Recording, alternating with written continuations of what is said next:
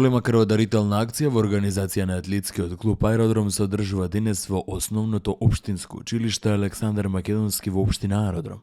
Оттаму велат дека треба да докажеме дека работиме за доброто и мислиме на здравието на сите граѓани.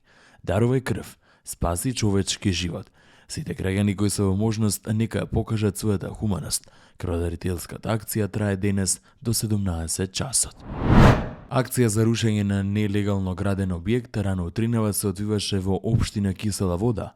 Се работи за индустријски капацитет спроти трафостаницата во индустријската зона на патот Пинтија-Драчева, изграден со нерегуларна документација. Градоначалникот Георгиевски упати јасна порака дека новиот законски начин на работа на оваа општина е видлив и дека нема да има толеранција за никој што ќе одлучи да се стави над законите. Според статистиката од Министерството за здравство, од 7 до 12 февруари годинава на скопската територија аплицирани се 1421 доза на вакцина против голема кашлица во споредба со истиот период минатата година, кога биле аплицирани само 385 дози на вакцина. На територијата на Скопје евидентирани се вкупно 28 случаи на голема кашлица.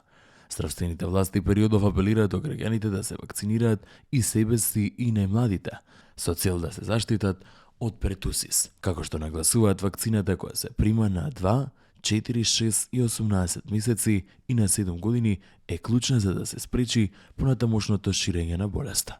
Таму е Скопје, град мој љубав лише, што ми расте сни.